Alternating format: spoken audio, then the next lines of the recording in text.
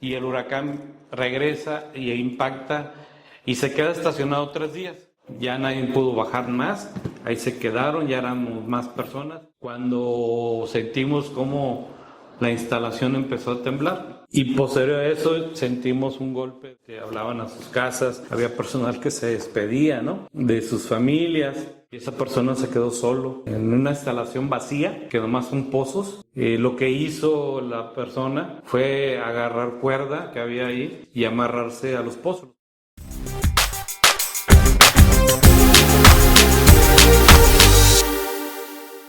Durante este accionar del desarrollo del plan de emergencias es cuando usted pasa o tiene la experiencia del huracán Roxana, como menciona, en el 95, que se despliega el plan. Primero me imagino que fue parcial, ya que el huracán tuvo un recorrido no muy común, ya que pasa, pero al llegar al estado de Tamaulipas, por el área de Tampico, se encuentra con un frente frío.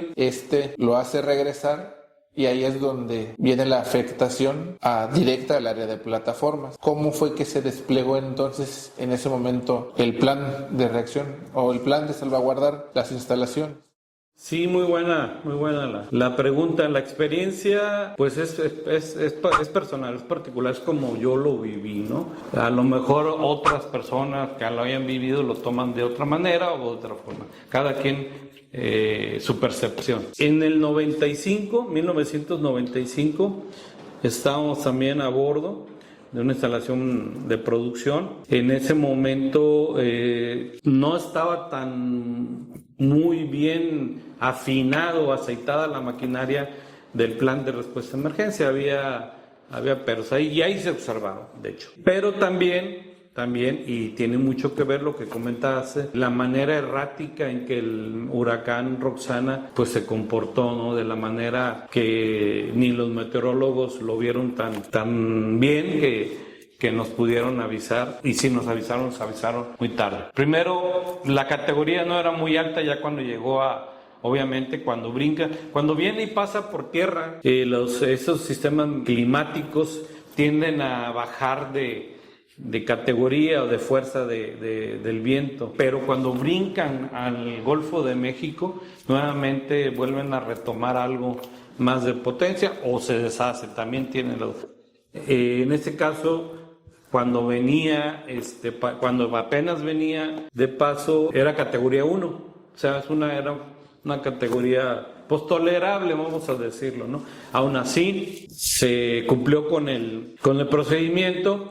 En ese momento, si no mal recuerdo, había más etapas, habían 3 etapas, y antes no se denominaba etapa parcial y total, sino etapa 1, etapa 2 y etapa 3 de evacuación. Se aplicó la primera etapa, se aplicó la segunda etapa, y cuando dieron el alertamiento de que ya había que evacuar, la tercera ya no se pudo. Ya lo teníamos muy, muy en corto. Ya los helicópteros ya no pudieron entrar. En estos todavía existían los helicópteros que le llamaban Puma, que tenían la capacidad como eran más grandes las maquinarias, podían entrar más, pero ya no, ni ellos. Y nos quedamos los de categoría crítica, y pero el huracán no, aunque ya estaba en las condiciones muy feas meteorológicas, no fue grave, o sea, realmente fue agua, mucho viento, pero no fue grave. ¿Por qué? Porque el huracán pasó prácticamente por un costado de las instalaciones marinas. Lo que nos pegó fue un ala del huracán, no fue realmente el huracán de lleno. Pasa y continúa su viaje hacia las costas de Tamaulipas, Veracruz, Tamaulipas, y ahí en ese momento, desafortunadamente, para algunos, afortunados y desafortunados para otros, pues venía bajando un frente frío muy amplio, por cierto, desde el norte, y cuando llegó el huracán iba muy lento en cuestión de desplazamiento, pero el frente frío sí iba un poquito más rápido, y cuando el frente frío se apostó más o menos en la costa de Tamaulipas, Texas, y otros estados de la nación americana. Ahí en ese momento llegó el huracán Roxana y lo aventó de regreso hacia la zona de Campeche, Tabasco y Campeche y Tabasco fue hacia acá, pero más que nada llegó ahora sí a las instalaciones marinas, a las plataformas. Para ese entonces, cuando ya iba pasando, pues el grupo de trabajo del plan de respuesta a emergencia que hizo, pues empezó a subir gente para meter apoyo y operar las instalaciones nuevamente. No se tomó en cuenta el monitoreo correcto del huracán y empezaron a subir mucho más gente. Por ejemplo, ya bien, no me recuerdo, pero quedamos, no sé, 30 personas. Cuando empezaron a subir, llegamos a 90, ¿no?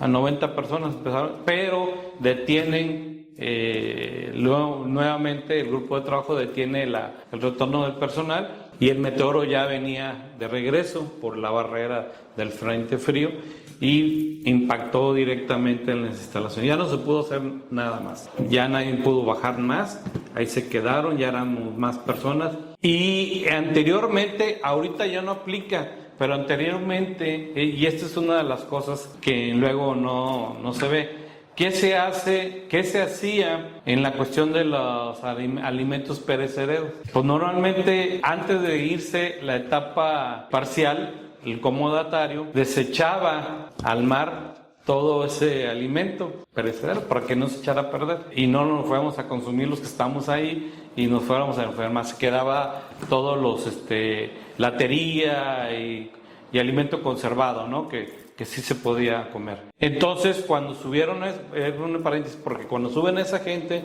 pues ya casi éramos 100 personas con latería. Ya no había comida de perecedera. Entonces, son cosas que luego se ven donde empieza uno a ver una de las tantas cosas que se van juntando en el evento, ¿no? Que empieza a haber carencia de alimentos en ese momento. Pues es un factor más, se van juntando mucho más, hasta lo platicamos, pero pues detienen el abordaje nuevamente, ya había muchas personas en todas las instalaciones, ¿no? Y el huracán regresa y impacta y se queda estacionado 3 días. Claro, empieza a bajar de intensidad, pero se quedó 3 días el mal tiempo dentro de las instalaciones, dentro de la zona marina de Campeche. Y ya nadie pudo subir, nadie pudo bajar, y esos 3 días pues nos la pasamos. ¿Qué pasa? O sea, hay muchas cosas que pueden pasar, o sentirse, y de cómo reacciona la gente, ¿no? Los que tenemos una responsabilidad, tenemos que hacer cosas necesarias para mantener, en este caso, el estado de bienestar del personal, de las personas que se quedan. Inclusive no se dejó de producir y siguieron, había gente del área de producción, por eso digo que luego se va afinando, porque vamos viendo errores, fallas o áreas de oportunidad.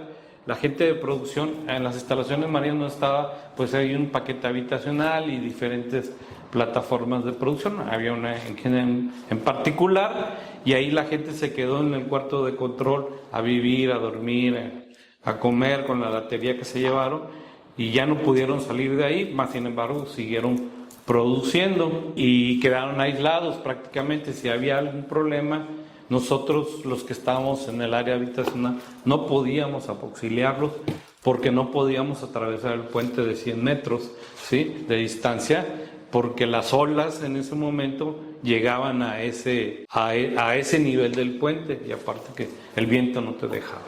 Entonces era muy difícil, ¿no? Y los que estábamos en el habitacional, pues lo que hicimos, la gente que tenemos responsabilidad, es ayudar a mantener agua potable, electricidad, el estado de ánimo, etcétera, ¿no? ¿Por qué? Porque personal, por ejemplo, que somos críticos, tenemos responsabilidades durante la emergencia. El personal que no es crítico y que subieron, pues no tienen función. Entonces, ¿qué pasa con personas y eso lo podemos nosotros determinar.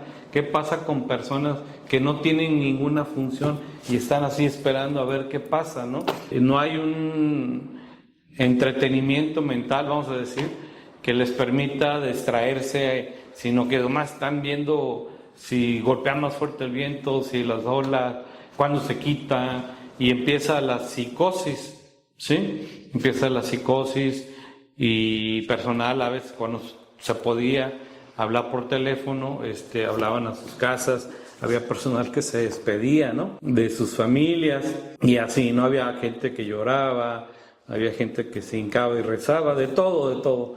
Es una buena área de oportunidad, un buen experimento, vamos a decir, para psicólogos y psiquiatras para hacer un estudio del estrés, porque es un estrés que se llega, estrés pánico, que se llega a generar, ¿no? Y hacer un estudio de cómo se debe de actuar realmente por parte de las autoridades para que no vuelva a pasar. Esto sería muy bueno, sería un muy buen área, ¿no? Ese huracán tumbó parrillas, escaleras marinas, muchas escaleras marinas, plantas potabilizadoras, plantas de aguas grises, etcétera, ¿no? Ahí sí hubo muchísimos daños porque fue muy fuerte. En lo personal, teníamos una potabilizadora todavía funcionando, potabilizadora de agua para consumo humano, que estaba funcionando, y unos tanques de almacenamiento. Nos avisan a mí y un compañero, el compañero era precisamente de la crítica de la parte de potabilizadora. Nos avisan que había parecer una fuga de una línea de agua potable, pero pues eso es en el primer nivel. Entonces vamos, y te habíamos tendido, desde que bajas de la escalera de la habitacional hacia varias áreas, habíamos tendido cuerdas para sujetarnos, porque así caminabas en las cuerdas, ibas caminando y el viento te movía, no, el agua te golpeaba, ibas caminando en las cuerdas a los diferentes lugares, al motogenerador, a la potabilizadora, a las áreas de servicio para mantener los servicios. Mientras estuvieran los servicios, era más confortable el hábitat de las personas. Quítale los servicios a las personas y ¿qué sentimos cuando nos falta el agua? ¿O qué sentimos cuando nos falta la electricidad? ¿No? Entonces empieza peor. Si ya tienes una psicosis, imagínate, quítale todo eso y pues se arma el caos. Entonces hay que mantener los servicios. Y fuimos a ver, llegamos, desafortunadamente el tanque estaba en una esquina del primer nivel de esa instalación, y pues ahí pegaba de lleno el viento, y sí, efectivamente había una fuga de agua potable de la que nos estamos alimentando, y apenas estábamos señalando dónde íbamos a bloquear la válvula para evitar que se estuviera regando, se estuviera yendo esa agua, cuando sentimos como la instalación empezó a temblar. Así como si hubiera un temblor precisamente. Y posterior a eso sentimos un golpe fuerte, era agua, pero nosotros no lo vimos, y fue una ola que nos impactó y nos hizo rodar por toda la instalación, y los dos chocamos contra una mesa de trabajo, pero que estaba soldada al piso metálico, una mesa de trabajo de metal, y ahí impactamos y nos agarramos ahí, ¿no? Y a lo que pasa el agua, nos levantamos bien asustados, pero fuimos todavía a cerrar la válvula, y ya vimos que esa línea le estaba pegando el agua, eso fue que le estaba pegando, porque la agarró, ya se cuenta que como un popote la dobló, la quebró, el impacto de la ola. Y entonces cerramos. Cuando empezamos a regresar, volteamos hacia la parte donde estaba la potabilizadora y ya no existía, ¿no? Ya la llevó la ola. Ya subimos en ese momento a la instalación, y era hora de la cena, me acuerdo. Pues nos sentamos a cenar y realmente no se antojaba. Son cosas que pasan, ¿no? Que van sucediendo. Son experiencias que van sucediendo. Y que todo eso, que la parte que yo cuento nada más, y otras personas pueden contar muchísimas otras experiencias, son de las que se retoman para ir mejorando los planes de respuesta. Hubo, por ejemplo, un ayudante B, de un C era entonces, de producción, que lo mandaron a cerrar un pozo a una satélite en un vuelo, y cuando iba el helicóptero a rescatarlo, ya no pudo y se fue a Carmen, el helicóptero, y esa persona se quedó solo en una instalación vacía, que nomás son pozos, una instalación vacía, no hay donde resguardarse, y se quedó solo ahí.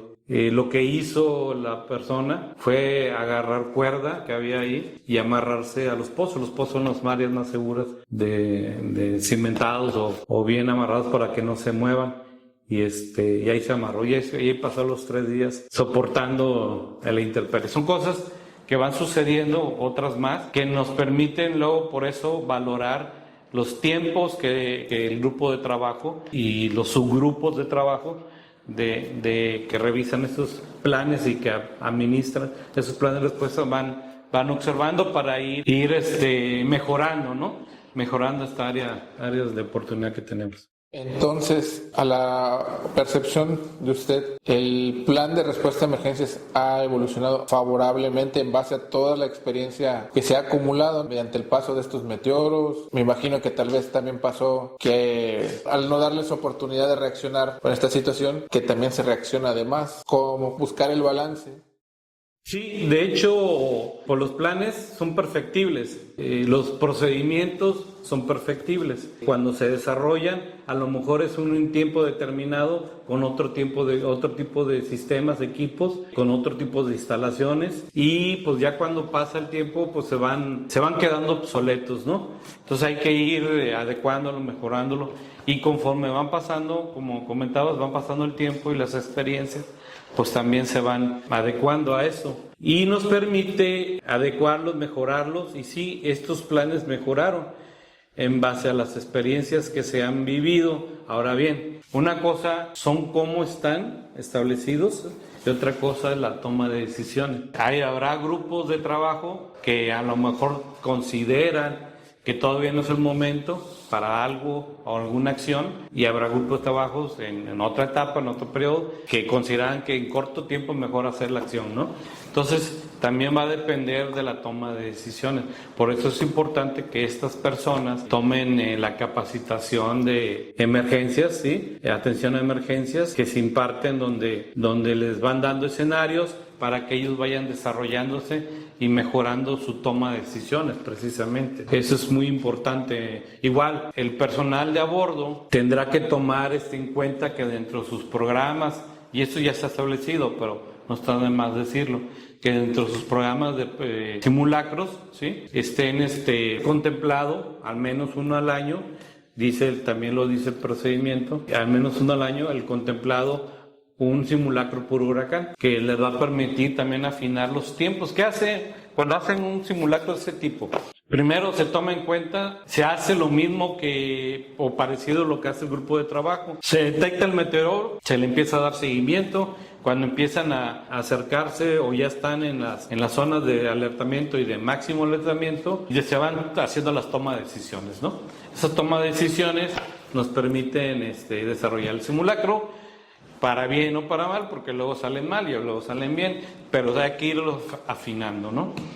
Muchos hacemos, por ejemplo, o se hace conteo y el tiempo, conteo del personal y el tiempo que se toma en la evacuación, por ejemplo, de la primera etapa. Habrá quien junte todo el personal conforme a su brazalete de primera etapa con un número, una numeración del 1 al 80, por ejemplo, y como va a ser desembarque por viuda o canastilla de transporte de personal, se toma el tiempo, se junta la gente, 8 personas, la canastilla es de capacidad de 8, los suben, hacen el izaje y los bajan ahí mismo, y se toma el tiempo, y de ahí para evacuar 80 gentes, ¿sí? O sea, llegas, tomas el tiempo y dices, caray, para 80 gentes lo hicimos en 40 minutos o en 1 hora, entonces hay que bajarle, ¿no?, el tiempo. Entonces empezamos a volverlo a hacer para la siguiente y tratar de bajarle. Lo hemos logrado a a 30 o a 20 minutos, y eso es muy bueno, la evacuación así muy rápidamente, ¿no? Es una de las cosas que podemos hacer. De todo eso son experiencias que vamos teniendo, ¿no? Sin embargo, los planes, como era tu pregunta original, sí han evolucionado. Este plan de respuesta a emergencias por huracanes sí ha evolucionado para bien, sí ha mejorado. ¿Qué es lo que luego es la controversia? Pues la toma de decisiones. Eso es lo que podré decir. Entonces, lo importante durante el paso de estos sistemas meteorológicos sería alinear la toma de decisiones con el plan de respuesta a emergencias y el monitoreo constante hacia esto. Así es, eso sería lo óptimo. Más que alinear, sería capacitarlos para que la toma de decisiones se vaya homologando, ¿no? Estoy de acuerdo que los fenómenos son diferentes, pues algunos son erráticos, otros son muy, muy bien establecidos, otros se crean ahí mismo, ¿no? Como le pasó a Acapulco el año pasado, que el fenómeno era una depresión tropical y cuando entró a tierra ya entró como categoría 5, así, ¿no? Entonces, sí, ahí son las que pudieran verse afectadas más prontamente, pero bueno, un monitoreo como tal correcto, como tal, sería lo práctico junto con la toma de decisiones. Le agradecemos haber compartido con nosotros el día de hoy su experiencia y lo que usted piensa o dice, cómo deberíamos de reaccionar, cuál debería ser la manera correcta de reaccionar ante estos fenómenos, y no nos queda más que darle las gracias por su tiempo.